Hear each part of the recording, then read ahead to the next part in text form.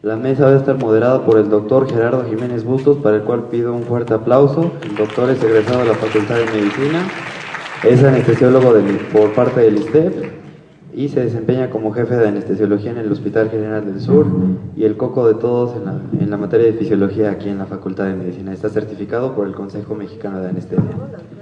Le pido un aplauso más fuerte todavía para la doctora Rosa María Carrasco Fernández, médico internista, egresada de la Facultad de Medicina de la UAP. Es académica de la Academia de Clínica Propedéutica de la Facultad de Medicina y certificada por el Consejo Mexicano de Medicina Interna.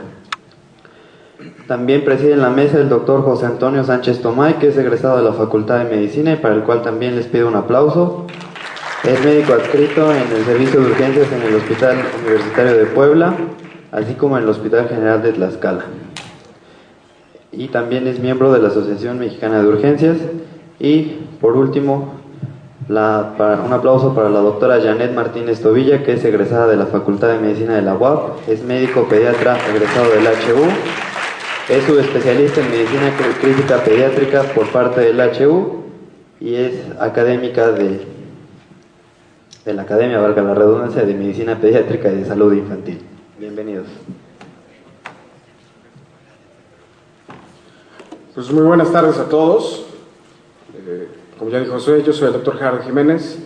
Esta mesa redonda tiene por objetivo cuestionarnos qué estamos haciendo en nuestra práctica, sobre todo cuál es el enfoque que debemos tener como médicos, primero, de primer contacto, valga la redundancia. Yo quisiera empezar con unas preguntas hacia nuestra mesa. Primero me gustaría que nos pudieran definir qué son los medicamentos genéricos.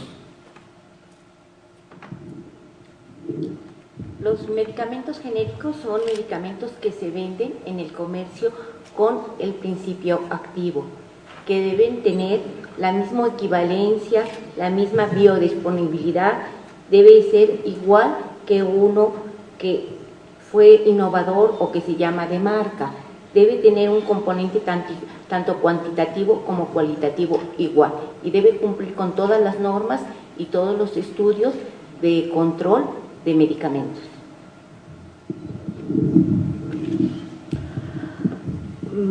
Pues bueno, no tengo nada más que agregar. Efectivamente sí tienen que cumplir con todas estas características que comentó la doctora.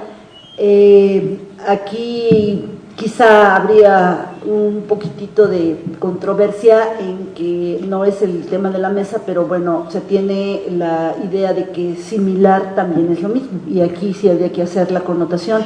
El medicamento similar, por muy barato que esté, bueno, a veces no tanto ya, no cumple con ninguna norma de bioseguridad como los genéricos. Entonces sí sería muy conveniente que cuando un paciente llegue y les pregunte a ustedes: doctor, ¿me puedo comprar similar porque mi economía no me permite comprarme uno de patente? Si ustedes saben perfectamente que no cumple con ninguna norma, específicamente pídanle que mejor se compre un genérico, que a veces es mucho más barato que incluso los similares. Pues ya casi nada que agregar, solamente que es una clásica pregunta en la consulta privada y en los hospitales que así manejan estas situaciones.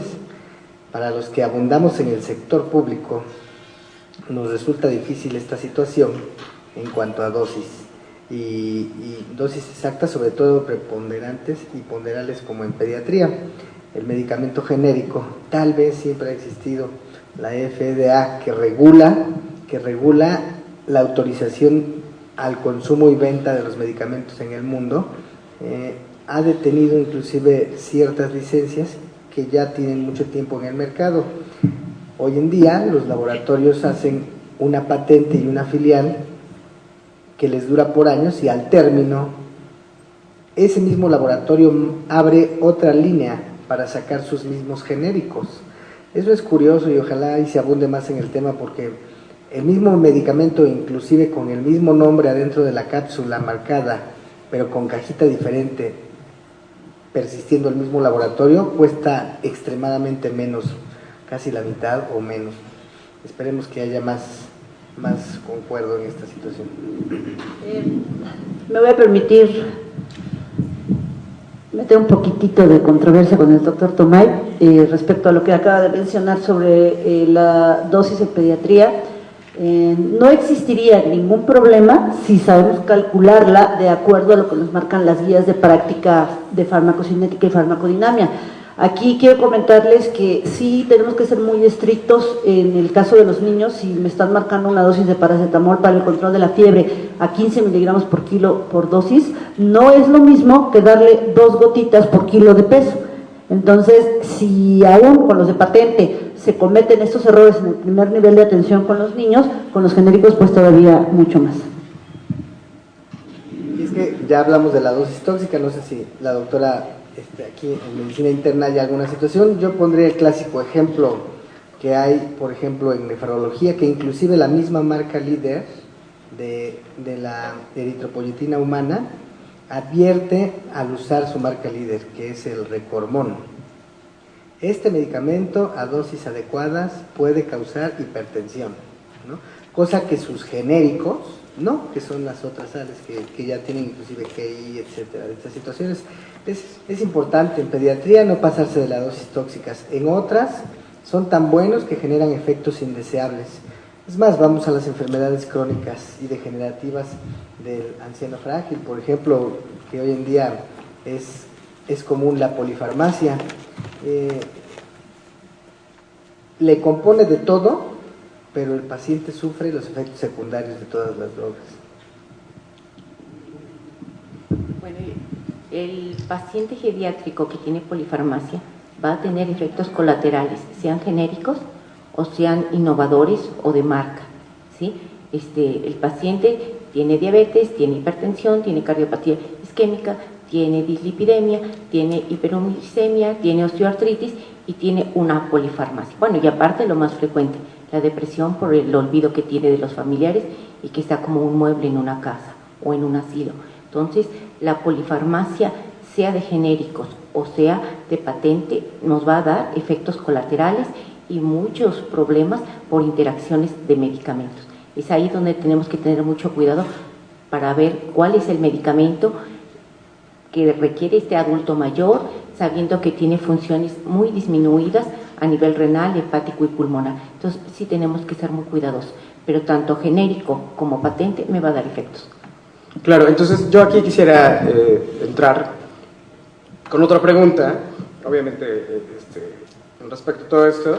Entonces sería, ¿cuál es la ventaja real del uso del medicamento genérico? O sea, al final me causa una ventaja. Bueno, lo que pasa es que un medicamento genérico ya fue usado por lo menos más de 10 años y entonces pues ya se tiene una experiencia muy amplia. Un medicamento que todavía tiene una patente tiene menos tiempo de haber sido usado y entonces hay menos experiencia clínica. En estos tiempos en que guarda la patente, se estudian a los pacientes, se ven evoluciones y muchas veces son retirados, ¿sí? En cambio, un medicamento que ya pasó la patente entre 10 y 20 años, en México dura 17 años una patente, tenemos una gran experiencia sobre esa sal. Entonces, bueno, hay una mayor seguridad, va a haber menos efectos colaterales y lo que pasa en este momento en México, la economía que está dificilísima, entonces el paciente tiene que comprar, por ejemplo, en medicina interna no tiene una enfermedad, tiene muchas y tiene muchos medicamentos. Entonces, no todo el paciente que me llega a consulta puede comprar un medicamento que tenía una patente o que es un innovador, entonces requieren, dado el problema económico, de genéricos, ¿sí? Pero lo que tiene la ventaja es que ya tiene tiempo, ese medicamento ya es seguro, se sabe su eficacia, se saben los efectos colaterales, entonces ya se han hecho muchos estudios y ya se puede dar con mucha seguridad, a diferencia de un innovador que no se tiene tanta experiencia, sale, ¿sí? ¿Y cuántos han retirado en 2 o 3 años de que acaba de salir el medicamento? Entonces, aquel medicamento que estamos dando de genéricos tiene años de experiencia. Sí, efectivamente, es sobre todo que ya ha sido probado en diversos grupos de población. Recuerden que específicamente en el área de pediatría existen muchas leyendas en los medicamentos, tanto genéricos como de patente, que si este medicamento fue aprobado por la FDA hace tantos años. Lo mismo los genéricos exactamente tienen Lo mismo, ¿qué ventaja le veríamos? El costo. O sea, definitivamente son mucho más baratos que los de patente, algunos, pero sobre todo antibióticos, antiinflamatorios, etcétera, son muchísimo más baratos. Y como decía la doctora Carrasco, decía la encuesta del INEGI que en México, y digo somos porque así estamos todos, 56 millones de pobres, ¿verdad? Y el resto de ricos o de más o menos vida media. La seguridad económica que le da al paciente comprarlo, porque sabe que con menos costo va a tener la misma eficiencia, porque es un medicamento que ya fue efectivamente probado, y que fue probado y aprobado también. Esa sería la diferencia. Bien, pues dos ventajas. La primera, que es bastante sustentable, la experiencia de muchos años de un genérico de permanecer en el mercado y que ahí sigue por no hacer negatividad a la salud del ser humano. Y la segunda, el costo que decía la doctora Janet. Pero aquí vuelvo a insistir, y habrá que ver también la marca del genérico, porque también el fabricante tiene mucho que ver en estas situaciones. Hablando del área de urgencias, ¿por qué no funciona igual una adenosina bien aplicada en marca líder y una adenosina genérica pues genérica, ¿no? Básicamente existe una en el mercado que anda volando ahí por la Secretaría de Salud, que es frasco ámpula, y la marca líder es ampolleta. Esa sin duda alguna va a ser la contra eterna de toda esa situación. ¿Por qué no funciona igual si se supone que contienen lo mismo? El vehículo, vamos a la forma de administración, todo está bien aplicado, ¿no? Por eso se capacitan. Pero ¿qué es la situación que hace que no funcione? El vehículo, la forma de transportarse, el cuidado, etcétera. No sé si tenga... Yo quisiera intervenir antes, es parte de lo mismo, pero para enfocarlo un poquito más, ¿por qué entonces es más barato el genérico? O sea, ¿cuáles son las razones reales por las cuales las diferencias son muchas veces muy grandes entre el original de marca y el genérico, ¿no? Entonces, porque a lo mejor esa sería una de las explicaciones por las cuales no funcionan igual, no tienen la misma efectividad, mejor dicho. Bueno, lo que pasa es que un innovador o uno de patente, el laboratorio tuvo que pagar en muchos investigadores, en muchos que hacen la estadística, tienen que pagar a las personas que permiten hacer el estudio de los medicamentos, ¿no? Entonces está gastando muchísimo en investigadores. Luego, ¿qué pasa en los investigadores? Tiene que pagar para un permiso. Dicen que no se paga la patente, pero nosotros sabemos que para registrar cualquier medicamento hay que hacer pagos, ¿sí? Luego, bueno, pues lo que hacen todos los laboratorios, ¿no? Cuando van a lanzar un medicamento, ¿cuánto gastan a nivel de promoción? Invitan a cantidad de médicos fuera del país y gastan cantidad que después lo tienen que pagar los enfermos. Entonces, creo que en eso se está incrementando muchísimo el precio de un medicamento, en cómo se hace la promoción para la compra de ellos. Llegan a los consultorios, te ofrecen, si me da este medicamento, le pago el congreso de medicina interna que va a ser en tal lugar.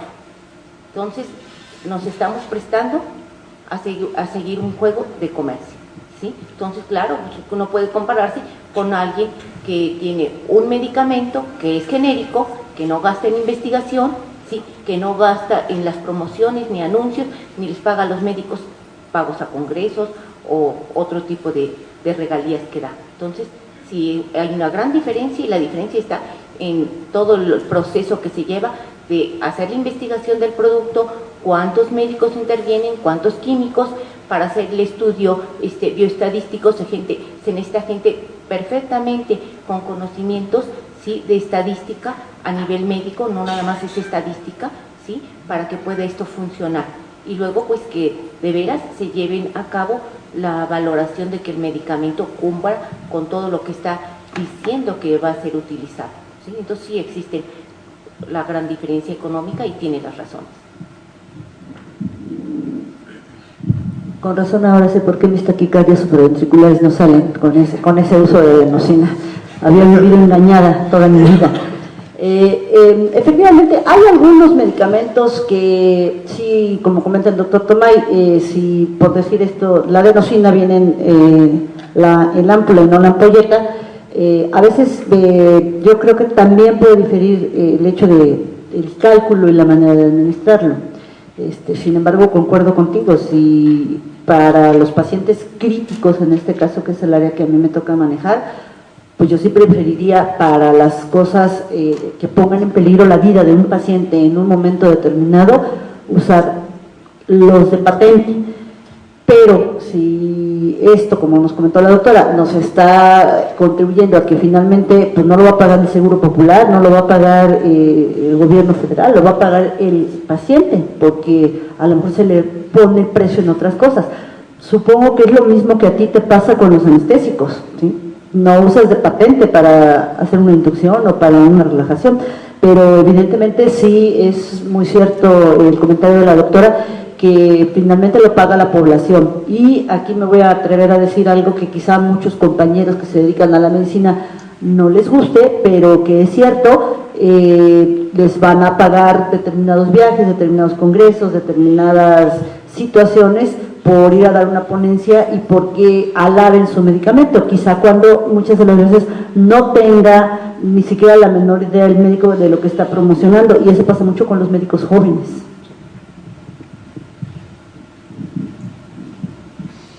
Yo creo que el problema de que no funcionen los genéricos es porque vivimos en México, que es un lugar corrupto.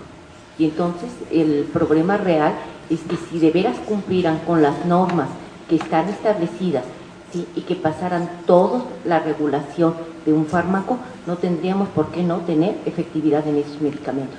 El problema es que vivimos en México, que México actualmente existe grandes problemas, ¿sí?, donde a la gente, el que va a hacer las valoraciones, se le da algo de una regalía y entonces pasan los medicamentos sin cumplir con todos los criterios para ser utilizados como genéricos. Yo creo que todo depende del país en el que estamos viviendo, porque no solamente en México se usan genéricos.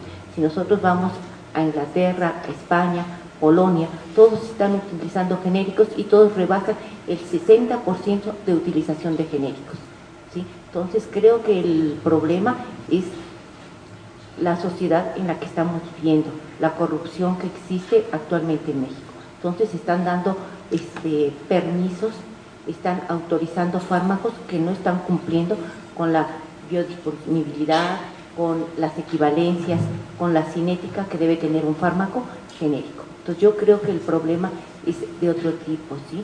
Si de veras se cumpliera con las normas, tendríamos que tener la misma respuesta con los dos medicamentos. Dicotomía que también es corrupción, ¿no?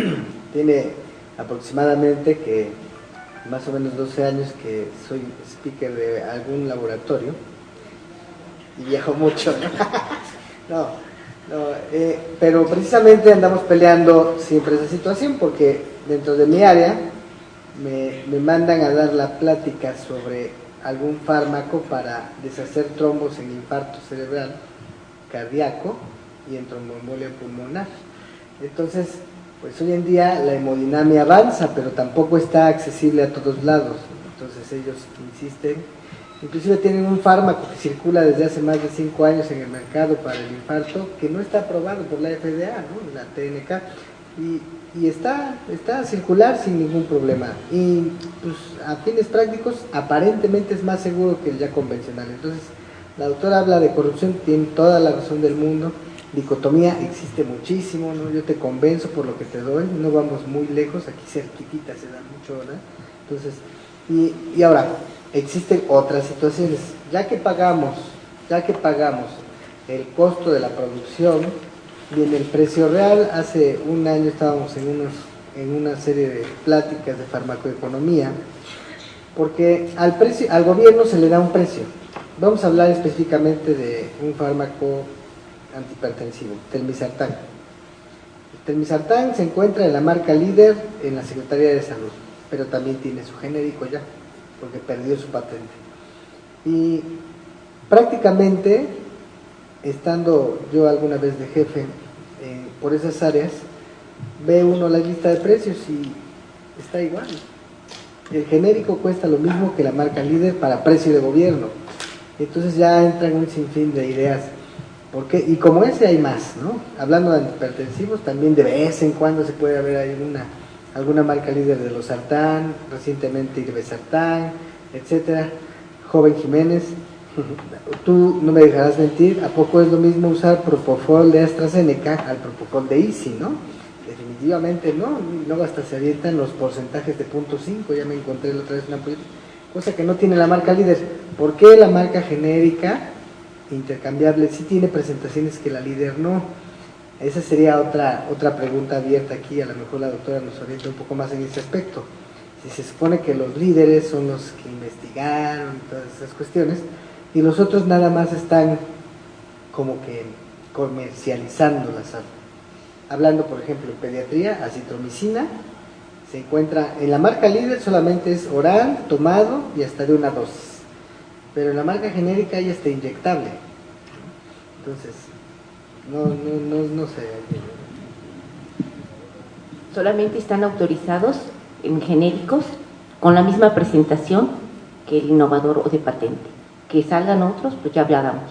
Es el problema de México, corrupción. ¿Sí? Pero solamente está permitido y regulado que salgan medicamentos con la presentación y vía de administración igual que el innovador. Si aparecen en farmacia con otras presentaciones, esos no son válidos y no están regulados ni aprobados y por eso está la COFEPRIS para regular cuáles son los medicamentos y cuáles son las presentaciones que deben de tener, y son exactas las presentaciones que deben tener igual que el innovador. Efectivamente, es muy importante que chequen lo que la doctora nos acaba de comentar. Si ustedes van a prescribir un medicamento de patente y el familiar no tiene el dinero necesario para comprarlo, tendrán que checar que sea exactamente la misma dosis, la misma vía de presentación y que tenga la misma leyenda que el de patente. Si les marcan otro medicamento, pues evidentemente sí hay que orientar a las personas para que no se puedan utilizar. Sí, es finalmente de dónde viene, o si podemos hacer todo esto un poquito más concreto para los jóvenes médicos que están con nosotros hoy. ¿Cuál es la principal duda, a su parecer, o cuál es la principal causa de duda ante el medicamento genérico en nuestra comunidad? ¿Qué les hace dudar? Pues a mí me pasa muy frecuentemente, tanto en el área de hospitalización como en la consulta, que la primera pregunta por la que duda la población es si va a tener el mismo efecto, que si se va a quitar los síntomas en el mismo tiempo y que si va a tener menos o más reacciones que el medicamento de patente. Todos sabemos que cualquier medicamento que se administre tiene una reacción adversa. Esto es farmacocinética y farmacodinamia. Y esas son las tres dudas. Pasa mucho, por ejemplo, con las vacunas. Las vacunas, México es el país líder en el mundo en vacunación, en grupos de edad, desde 0 a 5 años, 5 a 19, 19 a 59, 59 más, género masculino y femenino. Y es gratis. Si ustedes se ponen a revisar el esquema de vacunación en Estados Unidos, en Alemania, en China o en la India, están muy por debajo de lo que nosotros manejamos como vacunas. Y sin embargo la pregunta de los familiares es: doctora, es que la Secretaría o el IMSS o el ISSSTE o tal sector salud me dio la vacuna de rotavirus de esta marca, pero el pediatra o el médico que me la puso me la vendió en 1,400 y le salió mejor lo de 1,400. Eso no es cierto, ¿sí? Eso no es cierto. Desgraciadamente, como dice la doctora, somos un país muy corrupto y que muchos pediatras durante muchos años hicieron negocio excesivo con las vacunas. Una dosis de neumococo de la cepa 7 o de la cepa 23 que no cuesta absolutamente nada y que le da una protección muy importante a los grupos de edad que están en riesgo, a veces les ha costado hasta 2.500 por dosis. Hablando antes de que se vaya la idea de vacunas, el sexenio pasado fue la época de la aparición hablando de flavoterápicos, que son antídotos para para heridas por mordeduras de serpientes, picaduras de alacrán, araña. Entonces, la marca genérica no es faboterápico por presentación.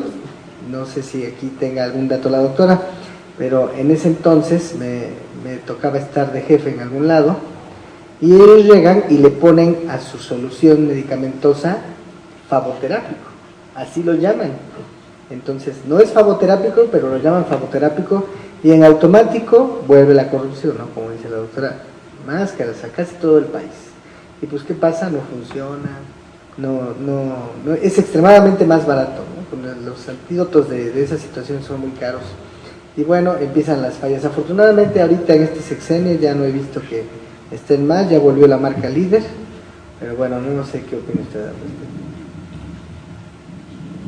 Bueno, la experiencia sobre vacunas, yo me dedico a medicina interna y nosotros vemos adulto y adulto mayor. Entonces, en relación a las vacunas, pues en realidad es muy poco el grupo que manejamos de vacunas, hepatitis, neumococo, ¿sí? Influenza, ¿sí? Entonces, este tipo de vacunas los da el sector salud y en todos es la misma, ¿sí? Entonces, incluso tienen derecho, gente que no esté asegurada, llegar a cualquier área del sector salud y va a haber disponibilidad para la aplicación, ya que la finalidad es la salud del mexicano, ¿sí? Entonces, no tengo experiencia en pacientes pediátricos, que es donde se pone el mayor número de vacunas, ¿sí? Hace muchísimos años que me dedico al adulto. Entonces, regresar, finalmente, había dicho la doctora Martínez que la pregunta es, ¿qué tan efectivo es? Es la primera duda que salta. Doctor, ¿usted tiene alguna otra Mira, causa? Es que aquí ya se sale de contexto a veces, ¿no? Porque fíjate, o sea, yo veo consulta privada y en la noche me voy y tengo que usar genéricos o lo que haya. O sea, así de simple, ¿no? Y es el sistema de salud el que está mal, porque no debería de serlo. Tanto estamos a medicina, la moda es ahorita medicina defensiva, nos tenemos que defender. Bueno, el paciente tiene neumonía por influenza, ¿qué le vamos a poner? Según las guías que marcan, las guías de práctica clínica, que son las que nos rigen ahora, debemos de ponerle este medicamento. No, pues es que este no hay, entonces hay solo de este y le pones, porque está como desconocido y al rato vienen y te demandan y etcétera, es un rollo. O bueno, vamos a la otra, si hay de todo y le pones la dosis adecuada y nomás no jala, ¿no? Y tienes que incrementar la dosis al doble porque por ahí a alguien se le ocurrió, o al residente se le olvidó y puso un dedazo y le puso doble dosis, y así está funcionando ya, ¿no? Y ya como a los 2 días o 3 de que el adscrito se da cuenta de las indicaciones, ya ve, pues si le están poniendo doble dosis, con razón mejoró, ¿no? Y afortunadamente el riñón está bien, y el hígado está bien, y todas esas cuestiones. Entonces, esos errores por casualidad, y me cae que se han pasado y no una vez, bueno, por lo menos en mi experiencia, y no por mí, te lo aseguro, pero yo nada más firmo sin ver, ¿no? Entonces, pero finalmente el paciente está ahí, o sea, comprobado y mal comprobado. Si le subo la dosis, funciona. Y nuevamente vuelvo a los efectos secundarios, ¿no? Si es oral, enfermedad acidopéptica. Si es intravenoso, rash cutáneo. Pero ahorita hablando de rash cutáneo, o flebitis, etcétera, recuerdo muy bien la administración de quinolonas aquí cerquita con la marca líder. Son efectos secundarios, pero terribles. Y por allá, por donde somos pobres, pasamos la de pizza, la que cuesta 10 pesos, y no pasa nada. Yo creo que intervienen muchísimos factores y que es muy difícil poder establecer. Uno, ¿quién me puso el medicamento? Contaminó y me dio la flebitis, porque se lo voy a achacar al genérico, ¿sí? ¿Cómo está la inmunidad del paciente? ¿Tiene patología agregada? Estoy valorando bien al paciente. Yo creo que se tendrían que hacer muchos estudios para poder valorar si de veras los medicamentos no tienen eficacia, los genéricos. Existen pues 63 laboratorios en México que hacen genéricos. Los que nos dedicamos a la medicina, yo soy jubilada del Seguro Social, trabajé 30 años en el Seguro Social, el mayor porcentaje de medicamentos que manejamos siempre fueron genéricos. Actualmente me dedico a la privada y manejo de los dos medicamentos, ¿sí? Cuando me preguntan, ¿puedo utilizar los genéricos? Sí, este tipo de laboratorio tengo mayor experiencia en genéricos y estos son los que más recomendamos. Aquellos que tenemos experiencia en un grupo de genéricos, podríamos ayudar al paciente sabiendo cuáles están aprobados y que mantienen las dosis y las presentaciones como el innovador. Pero echarle todo al genérico es complicado. Decimos que no hay enfermedades sino enfermos. Entonces cada paciente va a responder diferente. Son muchos los factores que están interviniendo para que alguien presente algo. Y algo que no debemos olvidarnos es la idiosincrasia que tenemos, ¿sí? Entonces es muy complicado, son estudios que no podemos tener controles porque existen diferencias y si vamos a tener grupos controles tendrían que tener las mismas características. Es el mayor problema que se tiene para el control de este tipo de estudios. Muy bien, como ya estamos en el tiempo, más o menos, yo voy a pedir sus conclusiones personales, conclusiones dirigidas a esto que este grupo tan bonito que tenemos enfrente, que va a ser el médico de primer contacto, que es la primera línea de defensa de nuestro sistema de salud, que si ustedes no están bien preparados, cuando llegan con los especialistas, casi siempre pasa algo, pero cuando tienen un buen primer contacto, el trabajo para nosotros es mucho más fácil. Entonces quisiera, por favor, conclusiones personales. Bueno, es evidente que lo que comenta la doctora Carrasco y el doctor Tomay, y yo comparto parte de los puntos de vista de cada uno. No es echarle toda la culpa al medicamento genérico. Si yo voy a indicar un medicamento, el que sea, sé que puede tener reacciones adversas, tengo que saber farmacología mucho para indicarlo, en primera. En segundo lugar, también tengo que vigilar cómo se lo ponen, quién se lo pone, en el tiempo que se lo ponen. A mí me pasó una experiencia muy difícil de olvidarme por una vitamina K de marca, de patente, que se le comentó a la enfermera que se la administrara y se la pasó como en 2 minutos y estaba haciendo una reacción anafiláctica muy importante. Entonces cualquier medicamento tiene sus riesgos, hay que ver cómo lo administro, si lo sé administrar y vigilar las reacciones adversas. Con el medicamento genérico que ustedes mayor experiencia tengan, siempre y cuando cumpla con las normas establecidas por los organismos reguladores, que en este caso es la COFEPRIS en México, y por la FDA, y que esté aprobado en los diversos grupos de edad, no tengan mayor temor de administrarlo a la dosis adecuada, sabiendo advertirle al familiar qué es lo que está sucediendo o qué tipo de reacciones adversas podrá tener. Y tercero, yo me iría todavía mucho más allá, que mejor hagan promoción a la salud, que eviten las enfermedades diarreicas siguiendo normas oficiales y guías de práctica clínica, con que se laven las manos, que haya buena cloración del agua, que no se les suspenda el seno materno hasta después de los 6 meses, que cumplan con el esquema de vacunación, tanto para las infecciones de vías aéreas superiores también, y que se vaya la promoción a la salud, porque es mucho, pero mucho más barato prevenir que curar.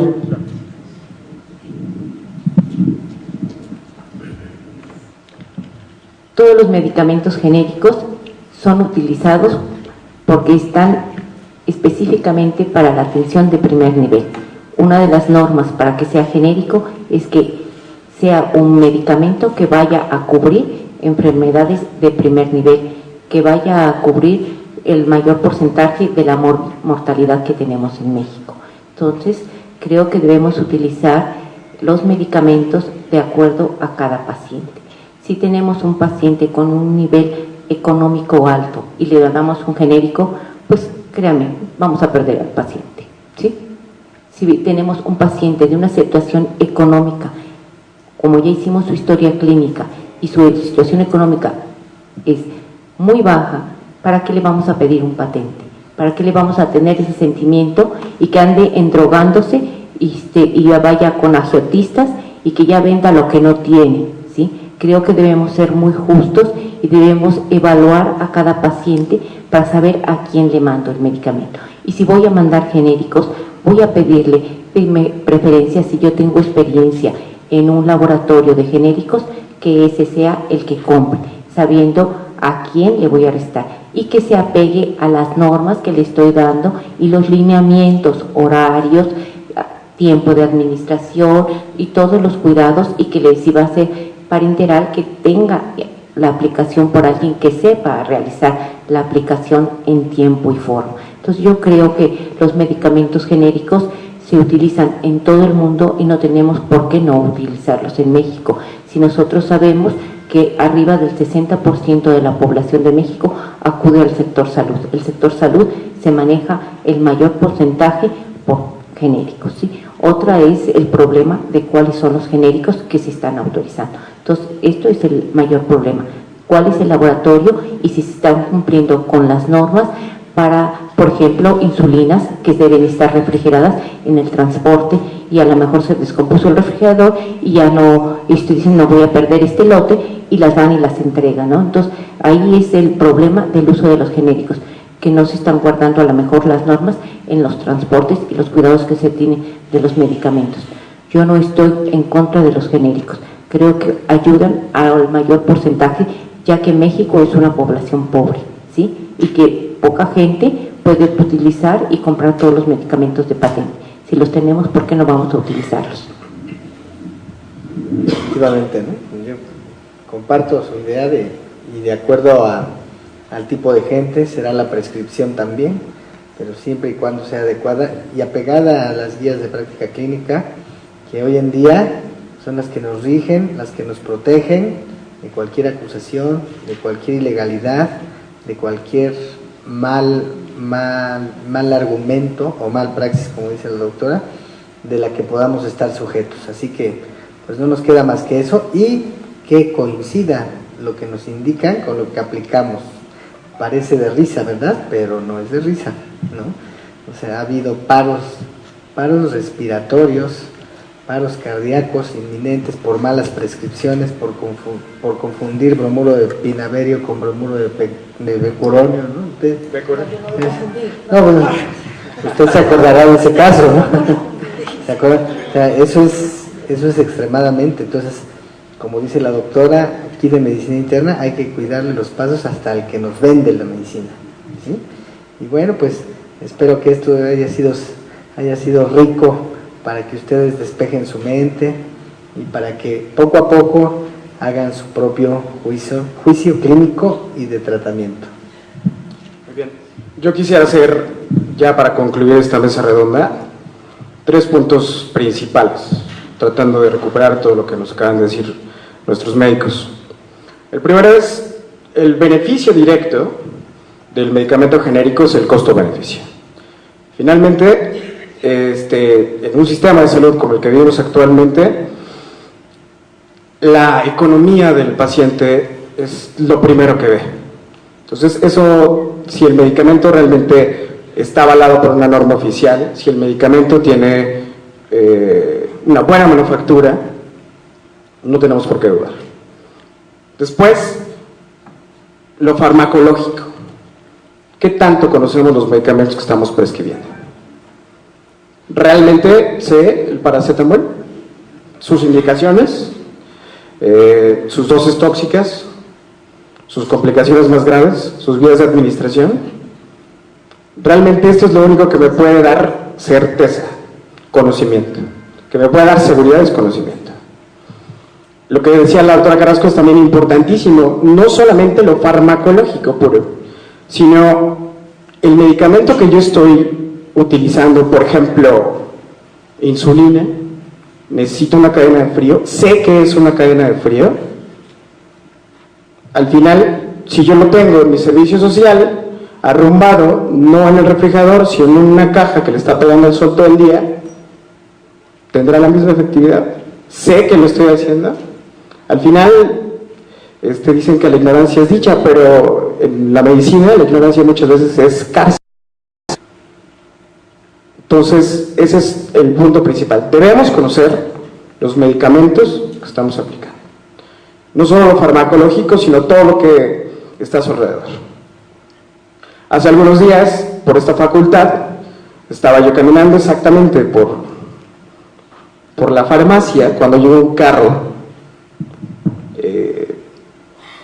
carro particular, sin ningún tipo de de señalización, del cual bajaron 3 personas bajando cajas de medicamentos, así, metiéndolos a la farmacia. ¿Qué medicamento era? No tengo ni la más remota idea. Si era un medicamento que probablemente necesitaba una red de frío o condiciones en las cuales no le debe dar el sol o la temperatura debe ser regulada, etcétera, etcétera, etcétera. Bueno, puedo dudar entonces de mi medicamento, pero si el medicamento no tiene ninguna interacción por ese lado, probablemente no pase nada. Y aún así está mal hecho. Pero lo único que me puede dar esta certeza de dudar del medicamento o no dudar es conocimiento. Y al final, en medicina, todo tiene que ver con los niveles de evidencia. Ya no podemos confiar en, por ejemplo, lo que se escribió hace 5 años. O sea, ¿qué es lo que estoy recetando? ¿En base a qué? Las normas nos ayudan, las guías clínicas nos ayudan.